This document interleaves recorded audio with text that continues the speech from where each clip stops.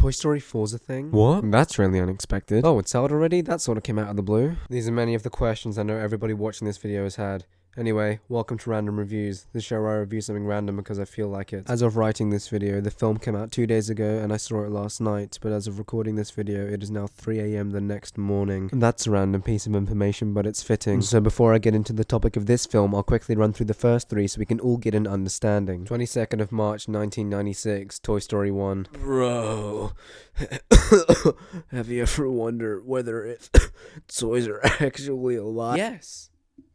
Let's make a film about it. 11th of February 2000, Toy Story 2. Hey, that last film actually did really well. We could make another. Yes. But this time they're gonna get kidnapped by this creepy old man and forced to live in confinement for the rest of their lives as they migrated to Japan. Also, they meet a cute redhead and a bootleg Papa Smurf that farts a lot. 19th of July 2010, Toy Story 3. Hey, it's been a really long time since we made a Toy Story film, and children and adults all around the world have connected so much with these characters. Yes. Let's kill them. Now that we've got that all cleared up, let's see how this one ties in. Oh yeah, did I forget to mention there's going to be major spoilers up ahead, so if you haven't seen it, then why are you watching a review video? Save this for later. I'm talking to you too, FBI agent viewing my screen, you piece of shit. Toy Story 4. Whether you think it's good or not, fuck you. There's never been a bad Toy Story film, and there never goddamn will be. At first, it does seem extremely random as to this film existing, as nobody expected it. Or asked for it. As the end of Toy Story 3 seemed like the perfect conclusion. Kid from first two films grows up, stops playing with toys, and gives them away.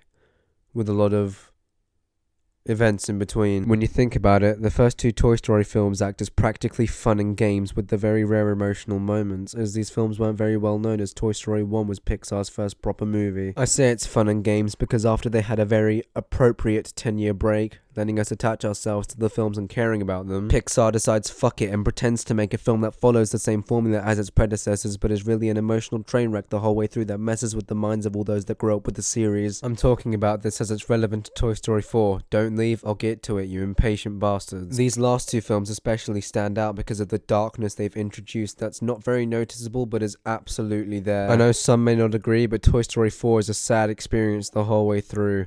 If you've seen it, think about it. Make those rusty gears turn. Bo Peep was yeeted in a charity box of some kind, and Woody sonic speeds his way to save her. That's some sad shit right there. It's kind of world-crushing, but moving on. There's a wide variety of emotions throughout the film. Like, for instance, there's an unexpected amount of comedy, especially from these two. I don't remember what they're called, but I genuinely think their names are Bunny and Duck. Great thinking, Disney. You really cracked the code there. Like, not even a Steve or an Earl.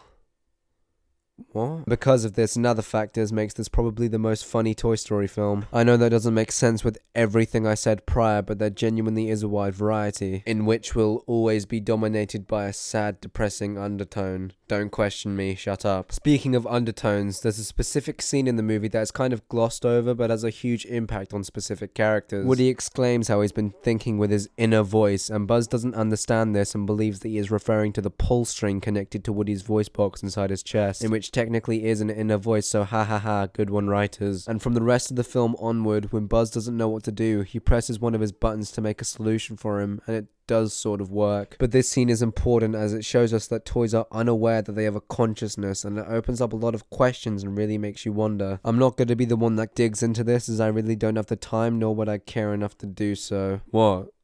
I have a life. I'm not game theory. Anyway, now that we've mentioned Buzz, he's borderline retarded in this film and seems to have quite the change in character since Toy Story 3. That Spanish situation really did a number on him. Ha ha ha. Bet you didn't remember that, did you? Spanish Buzz was a thing. Buzz went from being a very confused individual to a very inspirational one to Spanish, and now to being as autistic as his voice actor. But I guess it works as it gets the message across about the consciousness. Now to get to a very crucial part of the movie. Suicidal Fork.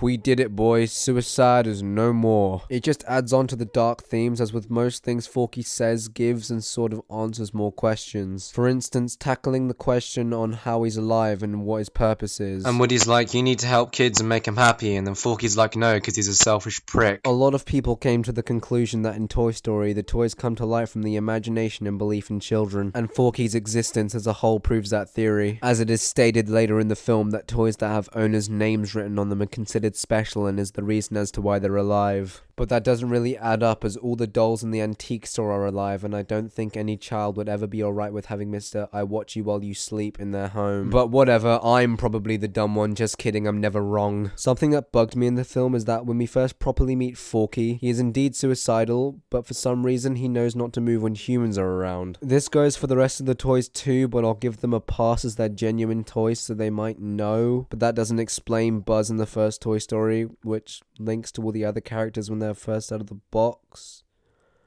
I'm taking into this too much. But Forky is a fucking error-looking spork that only wants to die. Yet when humans see him, he freezes when it could be a perfect opportunity for a sweet release. Another thing that bugged me is that the toys sleep. Pixar is very open to showing that toys only have stuffing in their insides, so how would they have functioning bodies? They don't fucking eat. So what is it called when they freeze?